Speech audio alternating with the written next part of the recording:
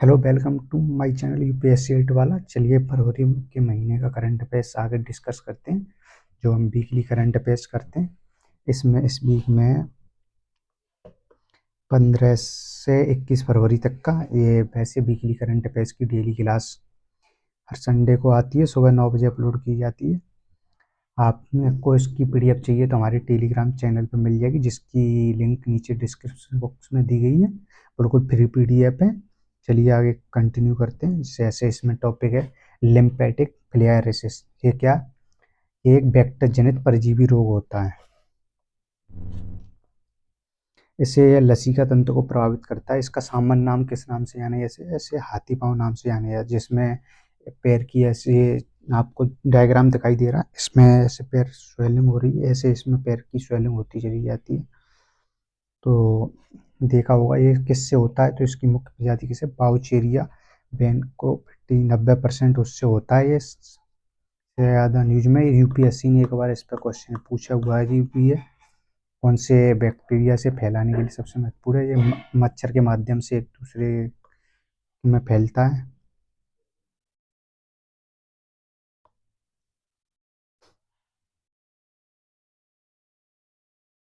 अगला है network readiness index. ये क्या होता है? एक इंडेक्स जारी करता है। इसे पोर्टुलेंस इंस्टीट्यूट द्वारा जारी किया जाता है।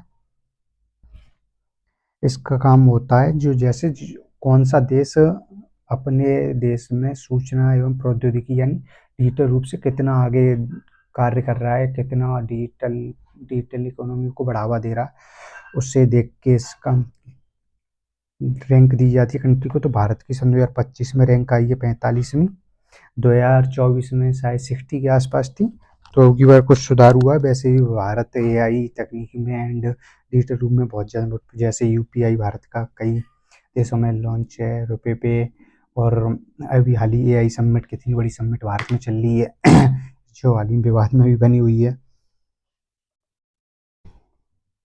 इसमें कुल मुख्य स्तंभ होते हैं, इस 4 चीज़ों में काम करती है। जैसे सबसे पहले टेक्नोलॉजी को लोगों तक किस किस माध्यम से पहुंचाया जा रहा है, कितनी पहुंच पा रही है, उसको देखते हैं। गवर्नेंस का क्या रोल है टेक्नोलॉजी को बढ़ावा देने में, लोगों तक पहुंचाने में। जैसे शहरों क्षेत्र छोटे छोटे गांव तक कितनी टेक्नोलॉजी पहुंच पा रही है, लोग कितना यूज कर पा रहे हैं, उसमें गवर्नेंस हमारी जो सरकार है वो कितना बढ़ावा दे रही है, उस पर काम करता है।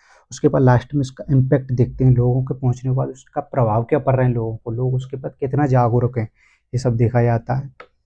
फिर है गुआनो। हाल ही में क्वेश्चन इस पे ऐसे पूछा जा सकता है, हाल ही में चर्चा में रहा गुआनो शब्द क्या है?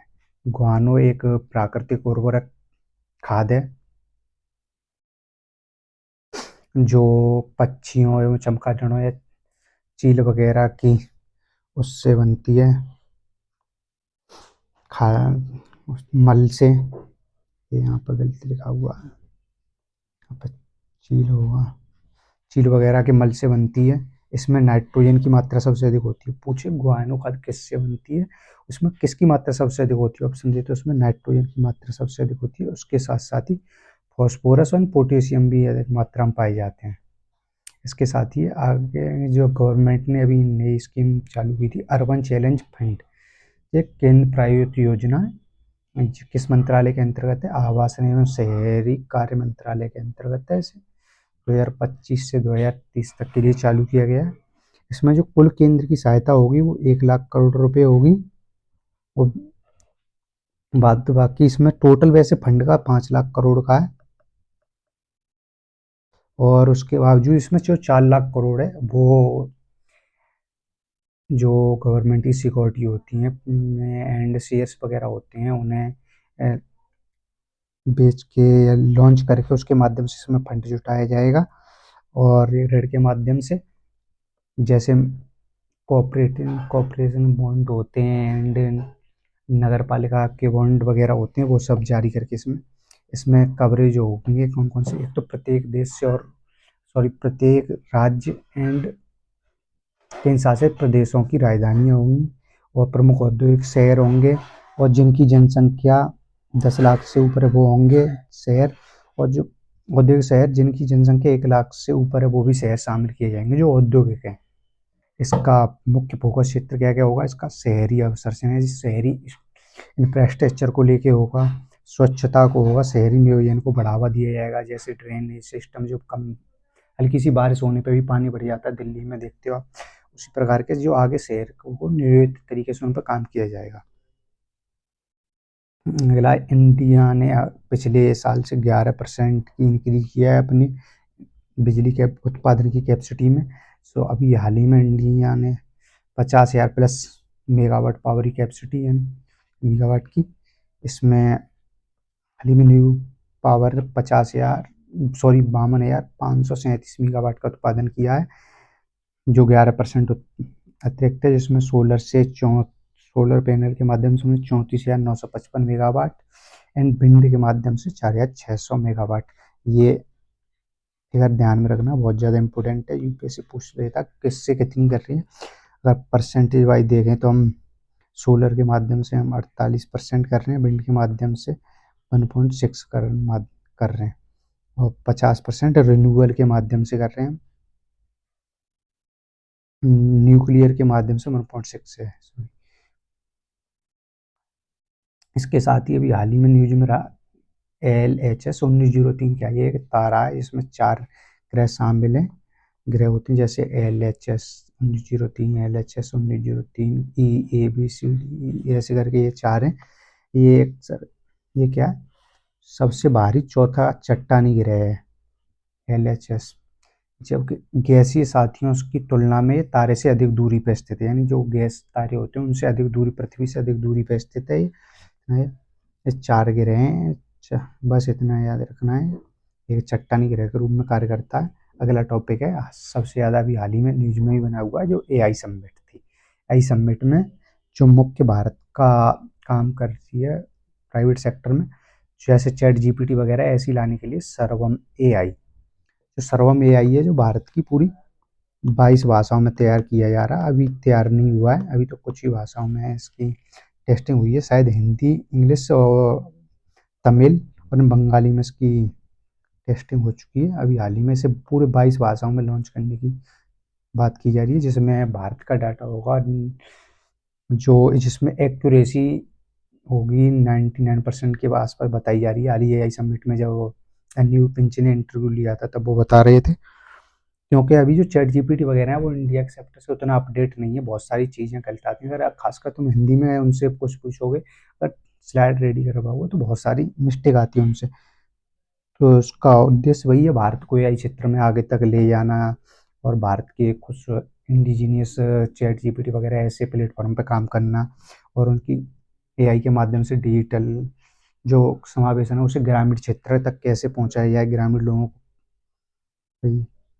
अब हाल ही में प्रमुख फसलों के आदान प्रदान की बात की, जो हिस्ट्री है कुछ पूछ लेता है, जैसे पुरानी दुनिया से नई दुनिया में कौन कौन सी फसल आई हैं विकसित राष्ट्र से विकासशील देशों में, जैसे तो चुकंदर, कॉफी, गेहूं, चावल, गन्ना, कपास, ये पुरानी दुनिया की फसल है, नई दुनिया में पहुंची।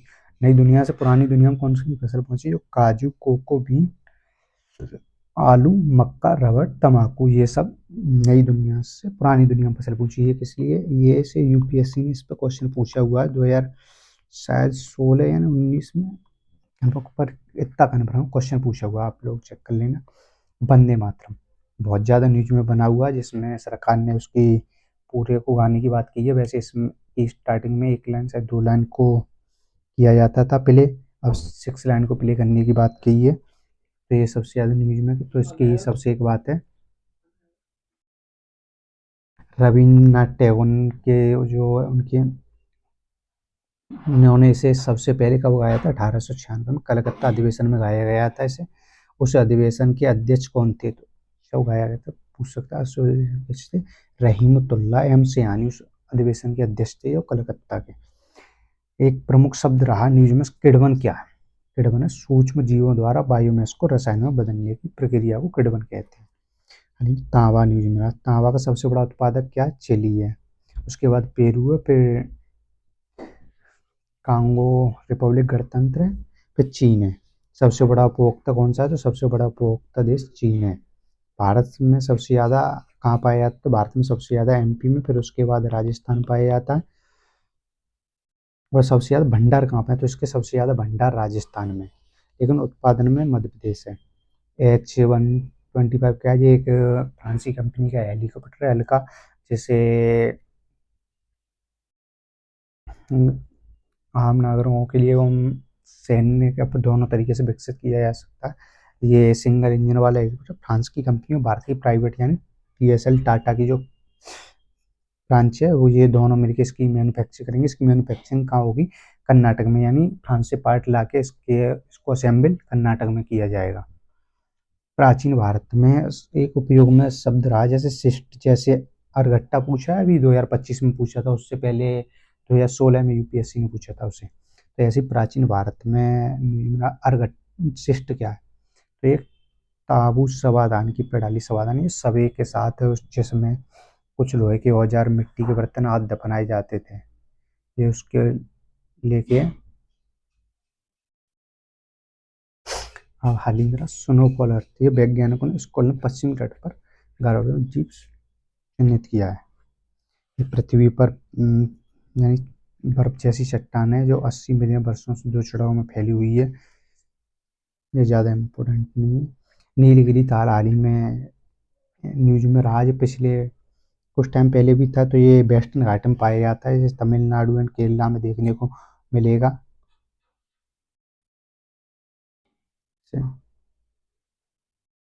बेस्ट इम्पोर्टेंट प्रोटेक्टेड एरियाज जो केरला वगैरह के सबसे ज़्यादा एराइकुलम नेशनल पार्क में सबसे ज़्यादा देखने को मिलेंगे। IUCN भी एंडेंजर्ड है and wild life protection act 1972 के शेड्यूल फर्स्ट में इसके लिए प्रोजेक्ट नीलगिरी तहल इसकी सुरक्षा के लिए चलाया, तमिलनाडु चलाया। हाल ही में फसाई के न्यूज में था, जो फूड वगैरह के जो खाने की पैकिंग वगैरह होती है उन पर जो लेबलिंग कुछ भी लिखा होता है, तो उस पर सुप्रीम कोर्ट ने सख्त निर्देश दिए हैं कि उनकी लेबलिंग एक मात्रा में हानिकारक कितने, किस यूज में कौन सी मात्रा कितने उपयोग की जा रही है, उसे निर्देश होने चाहिए।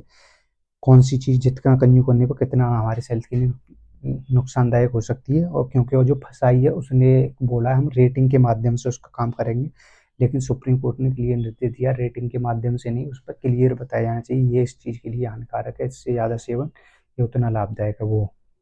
और फंसाई उस चीज़ के माध्यम से रेटिंग की बात का। हाल ही रेयर अर्थ मैग्नेट बहुत ज़्यादा न्यूज में, जो 17 एलिमेंटों का एक ग्रुप होता है जिसमें सबसे ज़्यादा प्रभुत्व चीन का बना हुआ है। हाल ही में भारत के ने बात की है, हम रेयर अर्थ अर्थ मैग्नेट का प्रोडक्शन खुद करेंगे, अगले साल से काम चालू कर देंगे, क्योंकि इसकी ये रेयर अर्थ मैग्नेट पाए तो जाते हैं पर, लेकिन इनका जो प्रोसेसिंग है वो करना बहुत हार्ड होता है, जिसकी तकनीक चाइना के पास सबसे ज़्यादा है, उसी के पास है, वो किसी को देता नहीं है। हाल ही में ये टॉपिक न्यूज में रहा, क्योंकि अभी तांबा न्यूज में कॉपर, तो उसके लेके या तो अभी के न्यूज में या फिर पास्ट में प्राचीन में जाके पूछ रहे तो हड़प्पा के लोग तांबा कहाँ से सबसे ज़्यादा आयात करते थे, तो वो राजस्थान से एंड पश्चिमी एशिया में ओमान से आयात करते थे, ये याद रखना। उसके साथ जो तांबा बनाने के लिए तांबे के साथ मिलाई जाती थी जो टिन आयात, तो उसे हम टिन को कहाँ से आयात करते थे, हड़प्पा देश के लोग ईरान से और अफगानिस्तान से आयात करते थे। और सोने का आयात हड़प्पा लोग आधुनिक समय में जो कर्नाटक है एंड गुजरात ईरान से करते थे। ये हाल ही न्यूज में रहा कैग, भारत का नियंत्रक एवं माले का परीक्षक है, इसे धन का संरक्षक भी कहते हैं, आम जनता के पर्स का रखवाला भी कहा जाता है इसे। आर्टिकल इसका 148 में जो कैग की नियुक्ति राष्ट्रपति द्वारा की जाती है उसकी शपथ सेवा शर्तें की बात करता है, और 149 इसके कर्तव्य एवं शक्तियों की बात करता है, जिसे संसद एक कानून के माध्यम से निर्धारित करती है। एक आर्टिकल 150 में इसकी केंद्र सरकार के खातों के रूप में केग की सलाह पर राष्ट्रपति द्वारा निर्धारित होता है। 1971 अधिनियम क्या कहता है, यह नियंत्रण मालिक कर्तव्य शक्ति सेवा शर्तों के अधिनियम है। इसका कार्यकाल 6 वर्ष एंड 63 वर्ष की आयु तक होता है। जो एक बार रिटायर हो जाए तो इसे किसी भी पद पर पुनः नियुक्त नहीं किया जा सकता है, कोई दूसरा पद भी नहीं होगा, न इसे इसी पद पर पुनः नियुक्त किया जाएगा। उच्चतम न्यायालय के मुख्य न्यायाधीश के बराबर होते हैं इसके वेतन, दूसरी अनुसूची में दिया गया है। राष्ट्रपति द्वारा प्रधानमंत्री की सलाह पर इसे केवल संसद में विशेष बहुमत एवं महाभियोग के माध्यम से हटाया जाता है, जिसमें कदाचार एवं क्षमता। हाल ही में UPSC ने पूछा क्या हमारा संविधान, भारतीय संविधान यानी कदाचार एवं अक्षमता को परिभाषित करता है। तो आप लोग कमेंट में बताइए परिभाषित करता है या नहीं। नियुक्तियां उठाने की प्रक्रिया इसकी वही सुप्रीम कोर्ट के जज के समान है। इसके भारतीय संसद निर्धारित करती है।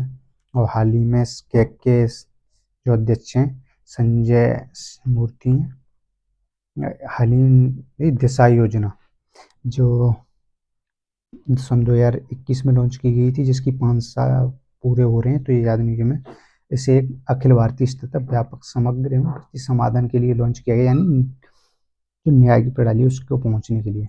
इसका उद्देश्य संविधान की प्रस्तावना के अनुच्छेद 39 और अनुच्छेद 14 और 21, ये अनुच्छेद 14 और 21 कौन से हैं, यानी फंडामेंटल राइट के अनुच्छेद 14 और 21 की बात करता है। ये अनुच्छेद 39A DPSP की बात करता है। इसका उद्देश्य कानून सेवाओं को नागरिक केंद्रित वितरण के माध्यम से कार्यक्रम को डिजाइन किया गया। ये जो हमारी स्कीम वगैरह है उसके जो जस्टिस है उसको जल्दी से लोगों के माध्यम से ये नहीं लोगों तक पहुंच सके, कानूनी सेवाओं का लोग लाभ उठा सकें, उसके लिए से लॉन्च किया गया था। दिशा योजनाओं को जो कानून वगैरह लोगों को जानकारी नहीं होती उसकी जानकारी को बढ़ावा देने के लिए से लॉन्च किया गया था। इसके 3 घटक हैं। टेली लॉ जो वंचितों तक पहुंचे, न्याय बंधु जो कार्यक्रम को निःशुल्क कानूनी सहायता एवं परामर्श प्रदान करना, वैधिक जागरूकता। तो थैंक यू गाइस, हमारा ये कंप्लीट होता है। आपको वीडियो कैसी लगी कमेंट में ज़रूर बताएं। ज़्यादा से ज़्यादा अपने दोस्तों को इस वीडियो को शेयर करें, हमारे चैनल को सब्सक्राइब करें।